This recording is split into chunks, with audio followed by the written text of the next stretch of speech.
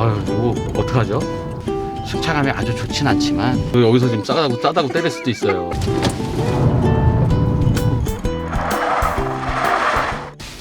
안녕하세요, 장지택입니다. 오늘 아반떼 시승을 하러 나왔는데 요즘에 코로나19 바이러스 때문에 이 장갑을 이걸 수술용 장갑 같은 거를 끼고 하래요. 근데 이게 손이 커가지고 잘 안 이러고 운전해야 돼. 지금 이게 손이 커서 이게 잘 안 껴지고 손이 땀이 나가지고요. 그냥 안 들어가. 네, 안 들어가. 손이 너무 굵어가지고. 오! 나 몰라. 우리 출발하기 전에 우리 수진 누님부터 소환해가지고. 소환해서. 예. 이걸 하니까 여기 터치가 매끄럽게 안 먹네요. 여기다 뜯어진 김에 여기다 좀 뜯을까요? 이렇게.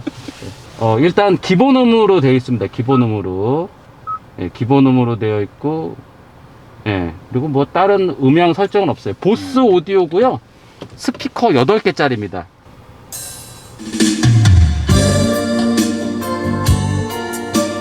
이 음이 아무래도 좀 조정은 해야 될 것 같네요. 요 정도 올리고, 고음 조금 날카롭게 세우고, 좀 들어볼게요.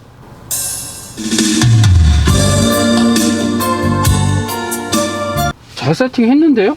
잭슨 형님. 고음 부분이 맑아서 듣기 좋은 것 같아요. 네, 고음 부분이 찰랑찰랑거리는 게 느낌 괜찮습니다. 탬버린 한 2개 치는 거. 네.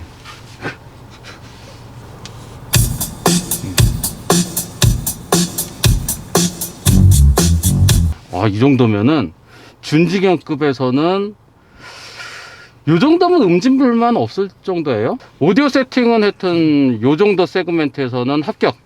역시 보스가 세팅을 잘해요. 일단 시트 포지션이 기존 아반떼보다 좀 시트 포지션이 좀 조금 한 요 정도 낮아진 것 같습니다. 예, 요 정도 낮아진 것 같습니다. 요 정도.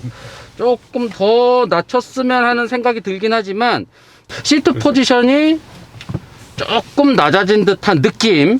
볼스터 이런 거 잡아주는 거는 좀 더 좋아졌네요. 요 회색 그레이 투톤 인테리어를 선택하면은 운전석만 이렇게 그레이로 감쌉니다.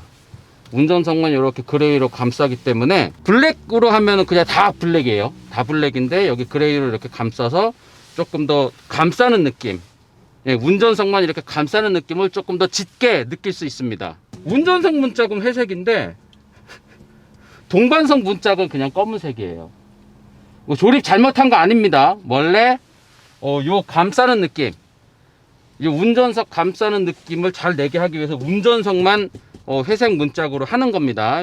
조립 잘못된 거 아니에요. 그리고 시트가 회색이 되고 뭐 이런 데도 회색이 되는 거죠. 그래서 이렇게 감싸 있다는 느낌이 훨씬 더 짙게 나오고, 그 다음에 이 그레이 톤으로 했을 때만 아마 이 세틴, 요 섬유 재질이 여기 문짝에도 쓰고 저쪽 문짝에도 쓰고요.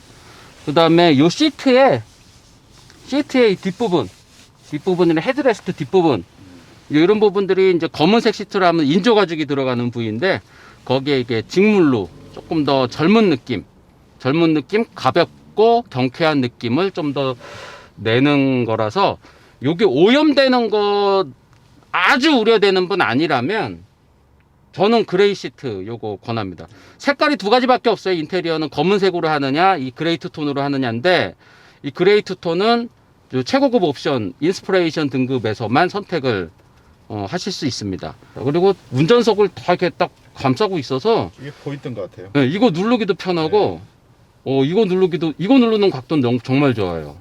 네, 그 다음에 요런 거 누르는 것도 통풍 시트, 휴대폰 충전, 어제도 제가 칭찬드렸던 컵홀더, 엄청나게 깊은 컵홀더. 상당히 깊네요. 네, 상당히 깊죠. 이게 이렇게 깊숙이 들어가는, 이 소음계가 이렇게 깊숙이 들어가는 건 없었죠. 그 다음에 여기도 뭐 USB가 있네요. USB도 있고, USB는 지금 하나, 둘, 세 개. 3개. 뒷좌석에는 없어요. 없습니다. 뒷좌석에는 없고 USB 3개를 지원을 합니다. 맥도 큼직하게 잘 나오네요. 출발하도록 하겠습니다. 드라이브 모드는 스포츠, 스마트, 노멀, 에코 이렇게 있습니다. 공기 정화 이런 모드도 있고요. 안에 실내 공기 정화하는 모드도 있고, 요 오토가 3단계입니다. 미디움, 로우, 요거는 뭐 소나타 때도 있었는데 좋은 것 같아요. 예, 요거 괜찮더라고요. 참고로 이게 이제 1.6L 스마트 스트림 엔진, 예, 직분사와 예, 포트 분사 두 가지를 다 하는, 그러니까 이전에 삼각대에도 이 엔진이랑 이 변속기 들어갔었고요. K3에도 요 엔진이랑 변속기 똑같습니다. 다만 좀 이제 신형 모델이기 때문에 거기서 조금 개선해서 조금 좀 만져서 붙였겠죠. 그래서 좀 회전 질감이라든지 가속감이라든지 뭐 이런 거는 조금 차이 날 수가 있습니다. 보통 기존의 아반떼 1.6이나 K5 1.6이 제로백, 그냥 소위 말해서 이제 시속 100km까지 가속하는데 걸리는 시간이 10초 정도였거든요. 그러니까 우리나라 차들이 그냥 일반적인 세단, 2000cc급 소나타나 1600cc급 아반떼 기본 모델은 제로백 10초로 그냥 세팅을 해요. 제로백 10초면은 그냥 일반적인 자동차 흐름에 가장 원활하게 잘 맞아진 상태입니다. 급가속했을 때 제로백 10초 정도 나오는 게 그냥 보편적인 거고요. 그 다음에 조금 고성능 엔진을 썼다 그러면은 이제 8초대 뭐 요 정도 8초대 7초대까지 나오고요. 스포츠카 그러면은 5초대 6초대 나옵니다. 이따가 여기 좀 넓은 도로 나가면은 제로백이 몇 초인지는 보는데 이게 절대적인 건 아닌 게요. 이 테스트 상황도 아주 베스트는 아니고요. 그리고 지금 447km 밖에 안 뛴 신차예요. 길들여지지 않았기 때문에, 예. 자꾸 말을 하면은 좀 이 마스크 때문에 소리가 좀 답답하게 들어갈 수 있는 점 죄송하게 생각드리고요. 그리고 말을 계속 하다 보면은 턱이 이렇게 오르락내리락 하면서 마스크가 자꾸 이렇게 내려가요. 띠리링 엔진 회전 질감이나 뭐 소음, 바닥 소음 뭐 이런 거 괜찮습니다. 엔진도 되게 부드러운 것 같아요. 네. 이게 고RPM에서도 그렇게 힘들어하는, 괴성 안 지르고. 네, 괴성이 나거나 굉음이 나거나 이게 아니고 그냥 멍하면서 그냥 여유롭게 RPM을 올립니다. 지금 5000 RPM이 넘어가는 상황에서도 엔진 사운드가 그렇게 막 눌리거나 무리한다는 생각이 들거나 그러진 않네요. 엔진은 회전 질감은 RPM 전 영역에서 괜찮은 듯 합니다. 기존보다 좋아졌고, 그리고 이제 여기에는 무단 변속기거든요. 무단 변속기의 그 헐거운 느낌이 그렇게 많이 들진 않아요. 기존에 저희가 K3 시승할 때나 그 삼각대, 요전 아반떼 시승할 때도 말씀드렸지만 요즘 무단 변속기는 무단 변속기 같지 않다. 예전에 무단 변속기는 헛도는 느낌이 많이 들어서 좀 싫어했잖아요. 근데 이거는 그냥 자동 변속기 정도의 느낌이라고 생각을 하시면 됩니다. 자동 변속기랑 크게 차이 없죠? 그리고 크루징 할 때는 오히려 무단 변속기의 특징인 이 기어비를 아주 유동적으로 막 왔다 갔다 할 수 있기 때문에 크루징 할 때는 아주 낮은 RPM을 적극적으로 써서 연비를 줄여준다는 거예요. 그리고 무단 변속기지만 변속이 되는 느낌이 들어 있습니다. 쪼였다가 풀어졌다가 하는 그 자동 변속기의 변속 느낌, 이런 거를 무단 변속기 프로그램상에 집어넣어서 마치 6단 8단 정도 자동 변속기 정도 모는 듯한 그런 느낌이 듭니다. 그러니까 굳이 무단 변속기라고 생각하지 않으면은 그냥 한 6단 변속기나 8단 변속기 들어가 있구나 라고 생각을 할 것 같아요. 자, 여기서 요거 자율주행, 자율주행 요거부터 해보겠습니다. 지금 이제 차선 유지 장치도 들어가 있고요. 자, 지금 제가 반자율주행 그 기능으로 지금 달리고 있는데 앞차와 거리 이런 거 잘해주는 거라든가, 그리고 현대기아차가 이런 거를 좀 잘하는 게 다른 수입차를 타봐도 요 안에서 릴레이가 붙었다 떨어졌다 하는 음이 나는 차들도 있어요. 근데 제 소나타도 그렇고 감독님 그랜저 타봐도 그렇고 그런 릴레이 소리 같은 거 안 나는 거는 현대기아차가 참 잘해요. 그 유럽의 프리미엄 브랜드 차를 타봐도 여기 그 발 있는 데서 이렇게 릴레이 소리 붙었다 떨어졌다 하는 소리 나는 차 있거든요. 근데 그런 거 없이 뭐 속도 앞차와 거리 잘 유지하면서 잘 달리고 있습니다. 그리고 운전대도 뭐 가운데 딱 맞춰가지고 잘 달려요. 소음 측정해야지. 90으로 해서 90으로 맞춰 놓을게요.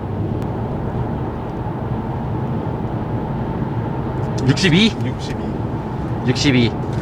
바닥소음, 바람소리 조금씩 있어요. 6500rpm을 닿을 때 예, 6500rpm 닿을 때 강제 변속이 됩니다. 잠깐 굉음을 들려주다가 강제 변속이 됩니다. 그러면 이론적으로 제가 스포츠 모드를 넣어도, 지금 스포츠 모드 됐는데 여기서도 수동 변속을 해도 6500rpm은 경험을 할 수가 없다는 얘기인데, 네, 6500rpm 이상은 경험을 할 수가 없습니다. 네, 그 6500rpm 전까지는 엔진 회전 질감은 부드러워요. 이 밝기 조절이 안 되나요? 계기판이 조금 더 밝았으면 한다는 생각은 드는데 옆에 여기에는 없어요. 저거 아니에요? 요거는 헤드램프 높이 조절. 조사가? 네, 헤드램프 조사각. 조사버려. 조사각. 그 말을 왜 안 하나요? 네, 우리 유 감독님이랑 저랑 너무 농담을 많이 해가지고 아재 농담이 옆 테이블에서 듣고 막 웃다가 그냥 짜증나가지고 가세요. 고속에서도 그렇게 불안하지 않은데요? 옆에도 뭐 크게 흔들림 있고 이런 건 없어요. 네. 잘 만들었는데 토션빔 승차감도. 뒷자리 승차감 한번 앉아보셔야 되겠네요. 그러게요. 근데 앞에서 운전하기에는 뒤에 토션빔이라도 그렇게 막 뒤에가 네. 통통 뭐 좀 좋은 도로를 달리고 네. 있긴 하지만, 이게 이제는 현대기아 자동차가 차 세팅하는 능력이나 이런 게 하도 뭐 지금 뭐 몇 년에 걸쳐서 욕을 먹었잖아요. 네. 이젠 진짜 욕 안 먹는 차 만들 때가 됐어요. 저같이 1시간 반 정도 시승하는 사람은 찍소리 못하게 만들 수 있는 실력은 됐어요. 네. 2, 3일 시승해보면 모를까? 그렇죠. 1시간 반 시승에는 사실 지금 이렇게 차를 몇십 대를 개발해 봤는데도 네. 아직도 1시간 반 시승에 욕먹게 만든다 그러면 좀 문제 있는 회사예요. 그런 면에서 보면은 잘 만들었습니다. 1시간 반 시승해보고는 그냥 감동이네요, 그냥. 그래서 1시간 반밖에 시승을 못하게 하나? 자, 제로백 우리 이제 2명 타고 네. 짐도 약간 있고, 아반떼 삼각대가 오토뷰라는 매체에서 네. 했을 때 9.8초 9.83 나왔습니다. 네. 거기 이제 한 명 타고서는 가속 페달을 밟은 상태에서 가속을 시작하거든요. 그러니까 저희 방식이랑 조금 다르죠. 네. 자, 여기서 내기 10초 넘는다 안 넘는다? 안 넘는다. 10초 안 넘는다. 네. 저는 10초 넘는다에 걸겠습니다. 싸다고. 싸다고. 이번에 그 CG 제대로 써주세요. 그 러시아 애들 걸로 넣어주세요. 알겠습니다. 김치 싸대기 말고 러시아 싸대기로. 예, 러시아 싸대기 그 경기하는 거 네. 그거 넣어주세요. 알겠습니다. 자, 그러면은 스포츠 모드로 하고, 예, 스포츠 모드로 하고 2명 하고, 제가 요즘에 살을 빼서 100kg 아래로 내려왔습니다. 지금 한 96kg 정도 됩니다. 요즘에 건강을 상당히 신경 쓰고 있습니다. 요즘에 회식을 안 하니까 술을 안 먹고 고기를 안 먹어. 살이 이게 빠지더라고. 네. 그 집에서 제가 뭐 주로 아내가 건강 때문에 당근이랑 오이만 잘라주거든요.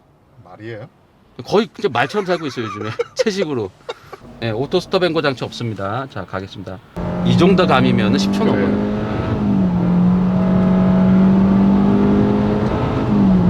10.05초. 이게 0.05초 차이로 안 밟으신 거 아니에요? 고고 계신 동포 여러분, 제가 안 이겼습니다. 밟은 것 같은데. 진짜 여기 카메라 설치해, 진짜 지뢰 밟았습니다. 정직하게. 와. 8m? 38.3. 네, 38.3. 요거 이제 너무 신차라서 브레이크가 아직 덜 익은 상태. 네.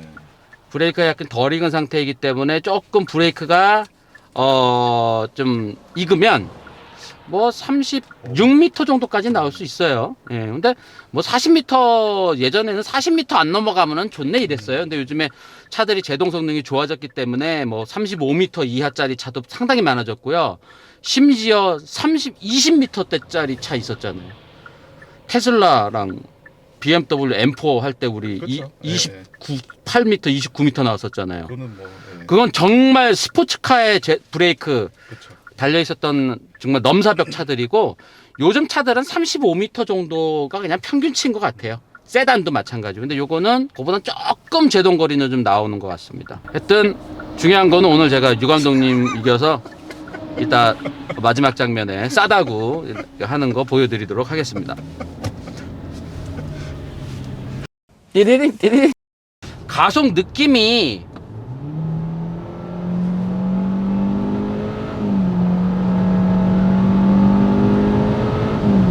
이 변속 느낌이라든가 이런 거는 무단 변속기임에도 꽉꽉 조이면서 가는 느낌은 잘했네요. 네. 아, 현대기아가 이제 세팅력은 2000cc급 이하의 차를 만드는 능력은 세계 수준이라고 감히 말씀드리겠습니다. 전륜구동형의 전륜구동 세단의 1.6이나 2.0 요 등급은 세계 수준입니다. 네. 우세요? 아니 이게 약간 식물이 너무 흘렸어. 좀 울면서 주르륵 아 이런 회사를 내가 왜 나와가지고 아 내가 있을 때만 해도 전혀 발전할 것 같지가 않더니 또 승차감이 조금 푸신푸신해진 네. 세팅인데요. 그러니까 엉덩이 쪽이 굉장히 좀 부드러워요. 지금 제가 이거 급차선 이걸로 해봐도 차가 이렇게 롤이 어느 정도 있습니다. 예전에 아반떼 조금 롤이 그러니까 약간 코너링 좋게 하려고 네. 일부러 좀 딱딱하게 만든 듯한 느낌이 있었거든요.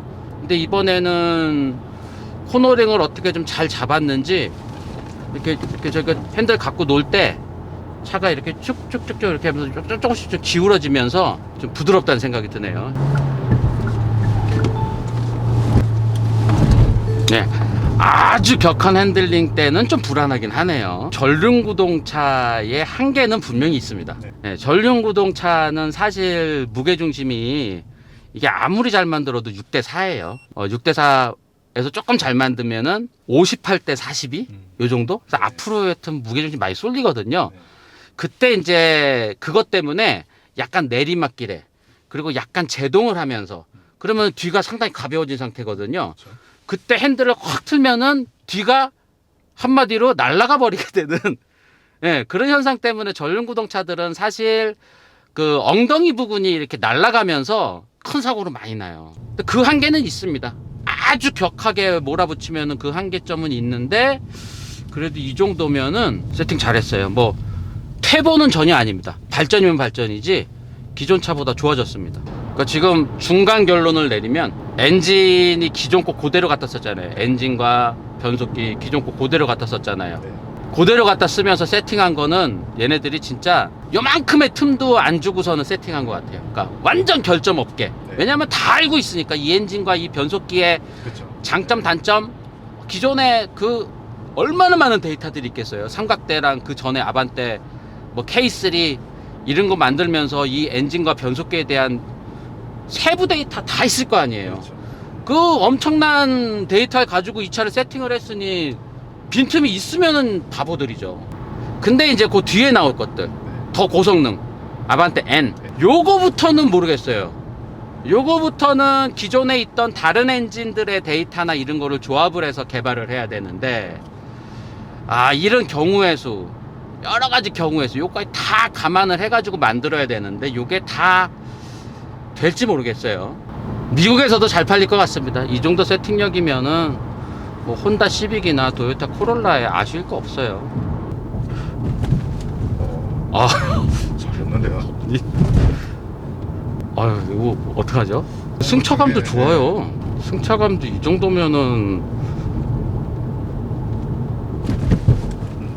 네, 과속 번지톤 넘을 때는 조금 속도도 줄이셔야 되는데 이게 아무래도 뒤에 토션빔이라서 뒷바퀴가 약간 튕겨서 이렇게 공중에 떴다가 떨어지는 느낌이 들죠. 뒷바퀴 좀 튕기는 느낌이 네. 들어요. 앞은 저 정도 관속 방지턱은 침착하게 붙어서 넘는데 뒤는 튕겨서 하늘에 떴다가 착지하는 아유 토션빔은 어쩔 수 없습니다. 토션빔은 움직임이 이 멀티링크만큼 이렇게 민첩하지가 않아요. 그냥 잡아주는 서스펜션이지 민첩하게 움직이는 서스펜션이 아니라서 한계가 분명히 있습니다. 박스가 이렇게 가끔씩 있어요. 여기 있네. 어우 이게요. 박스가 거기다 놔뒀어. 주행안전 장치가 꺽꺽꺽. 네. 그래도 핸들 반응은 내가 박스가 있을 때 아예 어차피 못 피하니까 이건 아니에요. 핸들 반응은 즉각적입니다. 주행안전 장치가 개입을 해서라도 방향은 바꿔줘요. 타이어가 이거 타이어 뭘 꼈길래 타이어가 약간 좀 미끌미끌한데요. 타이어가 미끄러지는 것 같아요. 네. 핸들링이 네. 아주 좋진 않습니다. 묘기 부릴 정도 아니고요. 스포츠카급 아닙니다. 그래서 핸들링은 사실 기존 삼각대도 핸들링은 그렇게 나쁘진 않았거든요. 네. 준중형급 중에서는 그래도 모자르지 않는 그냥 네. 그렇게 뭐 핸들링이 안 좋다라고는 얘기 못하고 또 좋다고도 얘기 못하지만 준중형에서 이 정도면 됐네라는 네. 핸들링이었는데 이번에 CN7 아반떼도 핸들링은 그냥 그 정도 수준. 핸들링 해서 이제 뭐 급차선 변경 테스트를 하거나 이랬을 때 아마 기존 삼각대와 비슷한 수준의 결과가 나올 것 같아요.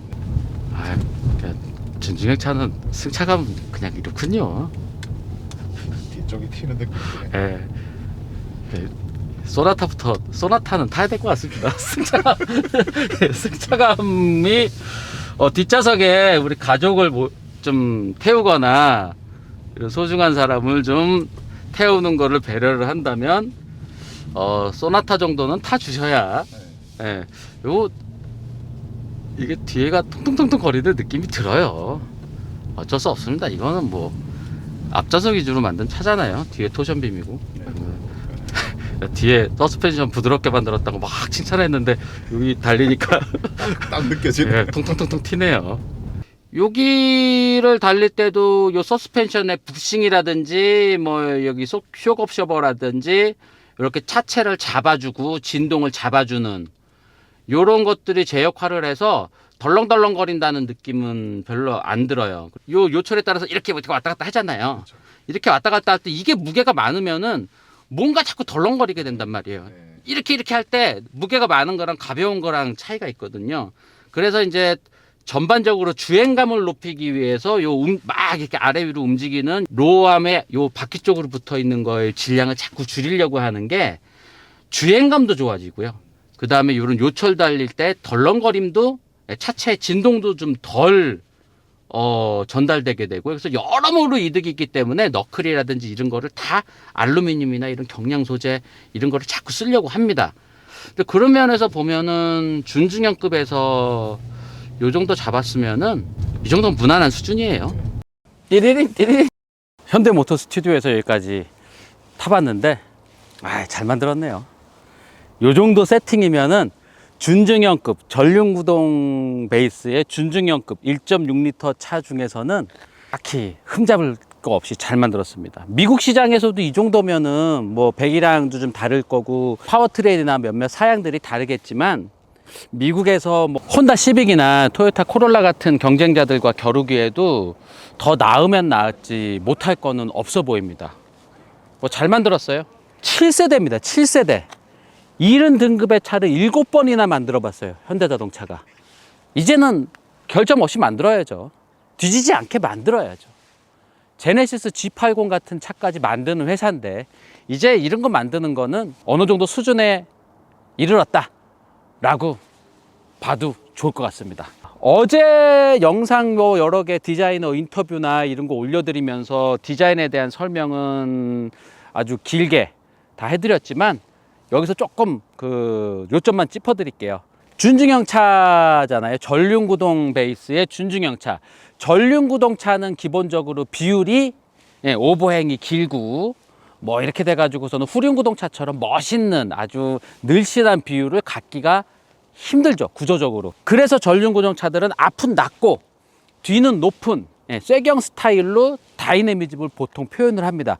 후륜구동 차들은 뒤로 갈수록 떨어지는 라인 같은 거 써서 앞은 보닛 길게 하고 뒤로 가면서 떨어지게 해서도 다이내미즘을 만들어낼 수 있지만 전륜구동 차는 뭐 앞은 길고 뒤는 또 짧게 만들기 때문에 그걸 못해요. 그래서 앞은 낮고 뒤는 높게 해서 다이내미즘을 만들기 때문에 신형 아반떼도 이런 뒤로 갈수록 높아지는 그런 웨지형, 쐐기형 스타일입니다. 앞은 본닛을 상당히 낮춰놨어요. 그리고 요 라인이 쭉 가면서 이 벨트 라인으로 이어지면서 뒤로 가면서 쭉 높아지는 그런 스포티한 느낌을 줍니다. 그리고 이 측면 디자인에서 포인트 삼각형을 써서 캐릭터 라인을 만들어냈는데 요 삼각형, 여기 삼각형과 이 삼각형과 이 밑에 삼각형이 모이는 요 꼭지점 부위, 요거 디자이너가 제일 힘들었다고 얘기를 합니다. 눈으로 보기에는 아무렇지도 않은 것 같은데 이렇게 살짝 접히면서 끝까지 그 접힘을 유지를 해야 되는 게 힘든 거예요. 보통이라면 하다가 이 꼭지점으로 가면 갈수록 약간 흐물흐물해지면서 접힘이 좀 약해지면서 이도저도 아닌 명확하지 않은 디자인이 될 수도 있었는데 여기 끝까지 요 꼭지점까지 요 접히는 거를 쫙 끌어와서 명확하게 아주 바삭바삭하게 접히게 잘 만들었습니다. 요런 데 시작되는 부분도요, 이렇게 많이 접는 거는 쉬워요. 많이 접는 건 쉬운데 이렇게 끝까지 딱 와서 여기서 시작이 되는구나 이렇게 딱 하는 요게 이제 힘든 거거든요. 약하게 접으면서 접히는 느낌을 주는 요런 것 때문에 요런 끝 처리까지 잘 했습니다. 삼각형을 주된 요소로 써서 차를 전체적으로 다 삼각형으로 막 이렇게 감싼 듯한 느낌으로 디자인을 했습니다. 디자이너가 처음부터 이 차에 스케치를 하지 않고 컴퓨터에서 이렇게 점과 점을 연결하면서 삼각형을 막 이렇게 조합을 하면서 이 차의 디자인이 들어갔다고 해요. 그래서 여기에 삼각형이 여러 개 만나는 게 이 차를 신형 아반떼를 감싸는 주된 조형 요소가 돼서요, 나머지도 다 그런 비슷한 조형으로 삼각형을 여기저기 막 써가지고 마무리했습니다. 다 삼각형 이렇게 삼각형을 썼기 때문에 다른 자동차 회사에서는 쓰지 않은 삼각형, 그리고 저도 자동차 디자인 배울 때 쓰지 못하게 했던 그 삼각형을 주된 디자인 테마로 썼기 때문에 이전 차와는 완전히 달라 보이는, 아주 신선하고 전에 없던 디자인이 나왔어요. 그 디테일을 삼각형으로 쓰는 대신에 나머지 비례, 라디에이터 그릴의 크기, 여기서 범퍼가 나뉘는 그 비율, 헤드램프의 크기, 본닛의 크기, 요 라인과 라인과의 간격의 요런 비율들, 요거는 황금 비율에서 다 가져와서 다 잘라냈습니다. 가장 좋아 보이는 비율로 다 만들어냈더니 멋있으면서 신선한 차가 나온 거예요. 신선함은 삼각형에서 왔고요, 멋있는 거는 황금 비율을 지키면서 만들었기 때문에 차가 멋있으면서 새로워 보이는 차가 나왔습니다. 그 다음에 면품질이나 이런 것도 잘 다듬어서 매끈하게 잘 보이게 디자인을 했고요. 그 다음에 요것도 말씀하시는 분이 계세요. 요 밑에가 준중형 차까지는 대부분 여기다가 플라스틱으로 덧대질 않고 이 철판 구조를 그대로 노출시킵니다. 그래서 이제 밑에 부분이 이렇게 조금 오목하게 들어가게 되는데, 신형 아반떼는 여기서 한번 이렇게 바깥으로 해서 안으로 약간 그 마이너스 면을 줬어요. 그리고 여기 밑에는 아주 좀 튼튼한 도색이 들어가요. 여기 우들우들하게 해서 돌이 튀어도 좀 견딜 수 있는 좀 두툼한 도색이 들어갑니다. 그래서 밑에서 올라오는 그 돌 같은 것도 여기서 웬만하면 막아내게 했고요. 여기는 어쩔 수 없이 그 보호 필름을 여기다 붙였네요. 여기로 들어가는 돌 같은 거를 좀 방지하기 위해서 보호 필름 여기 한 군데 붙였고요. 자, 그리고 뒤에는 쿠페 스타일, 마치 이 트렁크 위에까지 다 열릴 것 같은 그런 매끈한 쿠페 스타일로 마감을 했지만, 실제로는 이것만 열리는 거죠. 세단이면서도 이런 쿠페 스타일을 잘 살려냈습니다. 그린하우스의 요 라인이 쭉 연결되면서 요 라인이 여기서 해서 여기로 쫙 떨어지는, 요거 포인트예요. 요거 때문에 차가 뒷모습이 이 뒤에가 늘씬하게 빠진 듯한 느낌을 줍니다. 뒤에가 아주 매끈하게 빠진 듯한 그 느낌이 줍니다. 그 디자인은 감히 이 등급의 최고다라고 말씀드릴게요. 그 다음에 요거 지금 뒤 라인으로 해서 여기로 가면서 이렇게 아주 날카롭게 접히는 요거 철판으로 못 만들거든요. 그래서 이것만 플라스틱으로 덧댔습니다. 철판 밑에 있고요, 그 위에 플라스틱으로 한 번 덧댄 겁니다.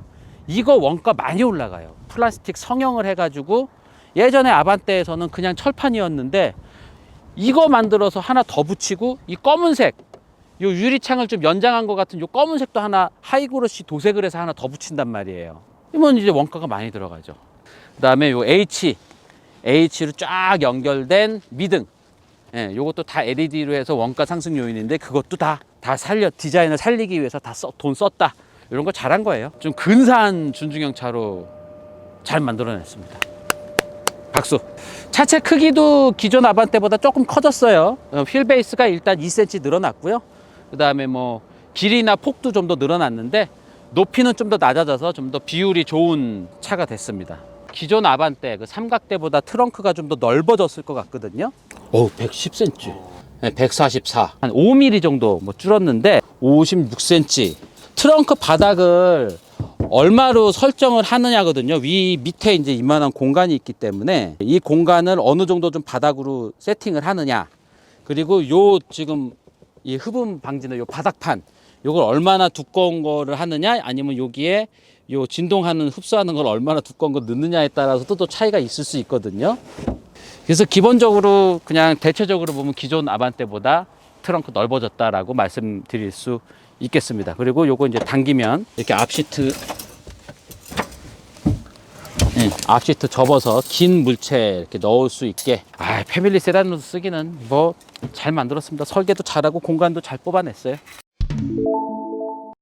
자, 실내 디자인도 뭐 어제 자세하게 설명해 드렸지만 딱 앉아서 보면은 아까 출발하기 전에도 말씀드렸지만 운전석을 이렇게 회색으로 감싸는 요 느낌은 스포츠카에서 있던 디테일인데, 딱 나만 감싸고 요것도 약간 틀어져 있죠. 그리고 요 화면도 약간 틀었어요. 시각적으로 보기에 단정합니다. 안정적으로 보이고요. 시트도 마찬가지도 다 스폰지가 들어가 있기 때문에 다 두툼하게 볼록볼록 해야지 푹신해 보이고 앉았을 때 편안할 것 같습니다. 마이너스로 되는 면은 거의 쓰지 않아요. 운전자 쪽을 바라보고 있기 때문에 터치도 잘 되고요. 이거 잘했어요. 그리고 앰비언트 라이트가 여기에 들어와요. 여기에 들어오는데 지금 너무 밝아가지고 안 들어오는데, 여기서부터 쭉 요 송풍구 안쪽으로 해서 이렇게 앰비언트 라이트가 있습니다. 대시보드를 전반적으로 딱 보면은 대시보드가 이렇게 쫙 널찍해 보이게 수평선을 세 가닥이나 강하게 크롬 도금을 해서 써서 반광 크롬 도금을 썼는데, 이렇게 써서 쫙 해서 넓어 보이게, 차가 넓어 보이게 그렇게 디자인했고, 요 컵홀더 요거 어제도 제가 이거 진짜 극찬을 했는데, 요거 미국 시장에서는 100% 먹힙니다. 요거 하나로만 차 한 몇천 대 더 팔 수 있을 것 같아요. 몇천 대가 아니고 몇만 대 더 팔 수 있을 것 같아요. 그래서 미국 사람들은 대부분 어디 가기 전에 드라이브 스루 이렇게 거쳐 가지고서는 콜라랑 뭐 이런 거 제일 큰 사이즈 해가지고 여기다 딱 꽂아 놓고서는 가면서 계속 정속 주행하면서 이제 마시면서 운전을 하는 분들이 상당히 많은데, 그래서 여기에 좀 큰 그 벤티 사이즈보다도 더 큰 음료수를 많이 가지고 다닙니다, 차 안에서. 근데 이제 컵홀더가 낮은 차들은 브레이크 밟거나 차가 꿀렁꿀렁 거릴 때 좀 넘어질 수가 있거든요. 그래서 이 깊이가 상당히 깊은 컵홀더를 해서 넣었어요. 근데 이제 요렇게 낮은 음료, 그냥 우리 종이컵 같은 거에 음료를 할 때는 또 여기서 꺼낼 수가 없거든요. 그럴 때를 대비해서 이제 요거를 그냥 아주 손쉽게 꺼내서 뒤집어서 넣으면은, 그냥 통상적인 컵홀더의 깊이가 됩니다. 이건 잘 했는데 요거까지는 못 했나 봐요. 요게 이제 세 군데 클립 같은 것까지 잡아주면 정말 좋은 건데, 요게 이제 컵 크기도 크고 높이는 낮은데 그냥 여기다 놓다가는 이게 계속 달그닥달그닥 거릴 수 있습니다. 고정이 안 돼서. 근데 아마 지금 이 구조에서는 그 클립까지 넣기는 좀 무리였을 것 같습니다. 요거는 참 잘했어요. 요거는 미국 시장에서는 100% 먹힙니다. 이거는. 요 정도 앉아서 운전을 해가지고 왔는데, 요 상태 그대로 뒤로 가보겠습니다. 요 정도. 널찍합니다. 이 정도면은. 바닥에 지금 시트를 가장 낮춰놓은 상태에서 이 밑으로 발이 들어가면은 좀 뻑뻑하긴 해요. 뻑뻑하고 엄지발가락 끝이 조금 조이는 느낌은 듭니다. 그러니까 시트 포지션을 기존 아반떼보다는 좀 낮춰놓은 듯한 느낌이 들어요. 그래서 운전 자세나 이런 건 좋은데, 여기 바닥 공간이 그렇게 여유롭진 않아요. 발이 꽉 낍니다. 근데 뭐 워낙 여기가 공간이 넓고, 머리 공간도 좀 이렇게 머리카락이 스치긴 하는데, 그래도 뭐 어디 부딪히거나 이러진 않아요. 여기 컵홀더 있는 송풍구 있습니다. 그리고 뒷좌석에 열선도 선택을 해서 넣을 수 있습니다. 자, 그리고 제가 이쪽으로 이렇게 내려볼 텐데, 내릴 때 머리 공간이 들락날락 거리는 게 예. 여기 공간 요만큼 더 살려준 게, 요만큼 더 살려준 게 머리 큰 사람들도 안 부딪히고, 예, 좀 부딪히긴 하지만. 자, 요 정도까지만 뭐 실내외 디자인 살펴보고요. 다시 또 이제 저희 차 반납하러 좀 늦었다 그럴 것 같은데 빨리 가야 될 것 같은데. 띠리링. 싸다고 키핑. 깊이. 예, 오늘 싸다고 못 찍었네. 오늘 예, 나가는 이 느낌 저속에서도 부드러워요. 미끌미끌하게 그냥 경쾌하게 잘 나갑니다. 아, 이 도로에 이 지금 도로 포장 상태가 아주 좋은 곳은 아니라서 어떤 차를 타면 약간 도로 노면 소음이 좀 올라오기도 하는 곳인데도 잘 만들었어요. 예. 뭐 준중형 차 중에서는 뭐 그냥 후회 없는 선택 될 것 같습니다. 자, 오늘 아반떼 시승 느낌 이 정도까지만 전해드리면 구입하시는데 많이 도움이 되실 것 같습니다. 1시간 반 정도 타봤고 뭐 여러가지 이렇게 훑어봤는데 결점이랄 게 없습니다. 이제는 현대자동차가 준중형 차 만들 때는 다 수준 이상으로 만드는구나, 아, 잘 만들었다, 이 정도로 그냥 마무리 해드리겠습니다. 전 세계적으로 봐도 준중형 차, 요 컴팩트 세단의 이 정도 디자인에 이 정도 완성도 갖춘 차가 사실 이제는 없을 것 같아요. 현대자동차 화이팅입니다. 여기까지입니다. 자이택이었습니다. 고맙습니다.